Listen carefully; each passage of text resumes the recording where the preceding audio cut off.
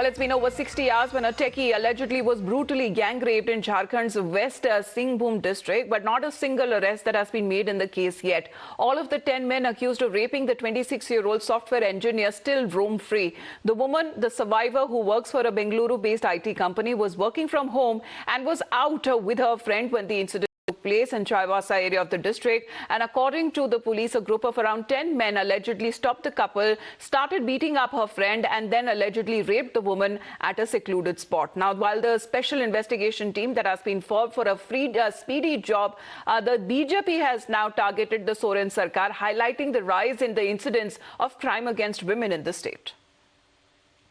देखिए, बेटियों की सुरक्षा के मामले में झारखंड एक बार फिर से शर्मसार हुआ है। हाल के दिनों में, हाल के वर्षों में जिस तरीके से हेमंत सरकार के कार्यकाल में रेप की घटनाएं बढ़ी हैं, 5000 से ज्यादा रेप केसेस इस सरकार के 3 वर्ष से भी कम के कार्यकाल में हो गया है। ऐसा लगता है जैसे Jharkhand rape state of India बन गया है। तो ये झारखंड में जो बेटियां हैं वो पूर्णतः असुरक्षित हैं। Now, the ruling JMM has now meanwhile assured that the investigation is being carried out and all efforts are being made to nab the accused.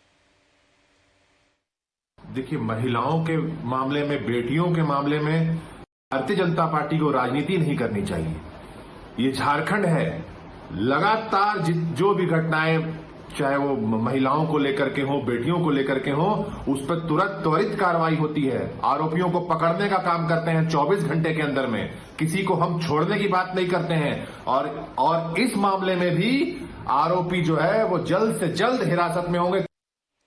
Sohan हमारे साथ फोन लाइन पे जुड़ रहे हैं। सोहन, यहाँ तक अगर जेएमएम के नेता की बात करें, उनका रिएक्शन में तो ऐसा लग रहा है वो बोल रहे हैं कि 24 घंटे के अंदर पकड़ लेंगे, लेकिन 60 से ऊपर घंटे बीत चुके हैं और अभी तक एक अरेस्ट नहीं हो पाया।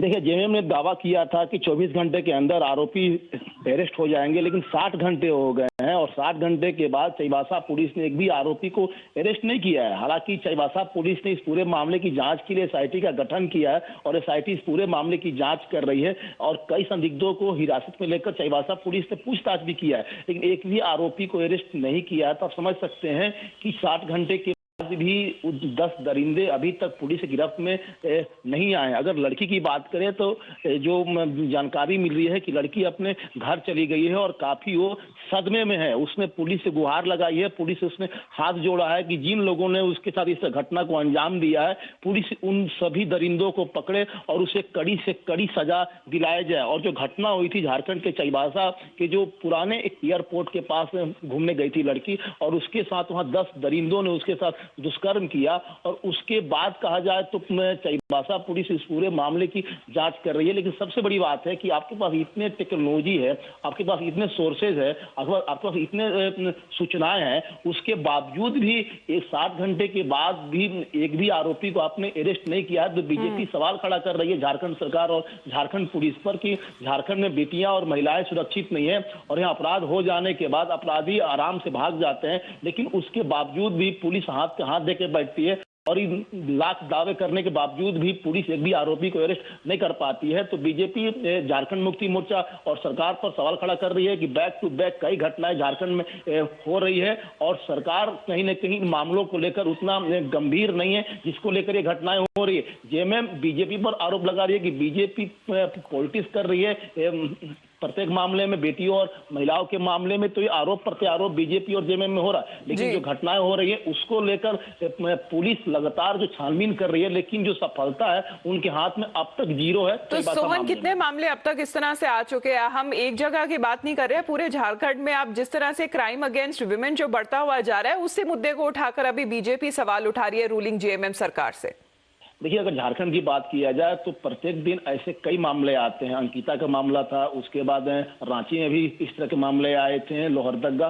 झारखंड के प्रत्येक जिले में हर दिन इस तरह के मामले आते हैं, दुष्कर्म के मामले सामने आ रहे हैं और उसके बावजूद कहा जाए तो आंकड़ा लगातार ये बढ़ता जा रहा है। अगर हेमंत सोरेन जब से गद्दी संभाले हैं तब से कहा जाए तो इन मामलों में ज्यादातर बढ़ोतरी हुई है और बीजेपी इसी आंकड़ों को लेकर सरकार को घेर रही है कि हेमंत सोरेन की सरकार में बेटियों और महिलाओं पर इस तरह के मामले ज्यादा बढ़े हैं। लेकिन हेमंत सोरेन का जिस तरह बयान आता है और जेएमएम का जिस तरह बयान आता है, उसे लगता नहीं है कि सरकार इन बेटियों और महिलाओं को लेकर गंभीर है। Bilkul. So we are looking at over 60 hours that have now taken place ever since the incident was reported, but till now not even a single arrest that is being made. According to what the police and the case that has been booked, it has been booked against 10 of those people. However, those 10 of those accused continue to roam free. तो इस घटना के बारे में किस तरह की जांच अगर कर रही है पुलिस, सोहन, उसके बारे में बता सकते? बताया जा रहा है कि एक SIT का भी गठन हो चुका है। देखिए, चाईबासा पुलिस ने इस घटना के बाद SIT का गठन किया है और SIT में 18 सदस्यीय टीम का गठन किया है, जिसमें DSP रैंक के, इंस्पेक्टर रैंक के और SI रैंक के अधिकारियों को रखा गया है और इसमें चार इंस्पेक्टर महिलाएं भी हैं और सभी को पूरे मामले की जांच करने को कहा गया। जहां घटना हुई थी वहां भी SIT की टीम कल गई थी और पूरे मामले की जांच की। आसपास के जो वहां पर गांव है, जो ग्रामीण है, उनसे भी SIT ने पूछताछ किया है, लेकिन कोई So amid the political blame game that is now taking place, the police till now has been unable to even nab one of the accused out of 10 of them who are accused of gang raping a 26-year-old in Jharkhand. Sohan, आपका बहुत बहुत धन्यवाद हमारे साथ जुड़ने के लिए।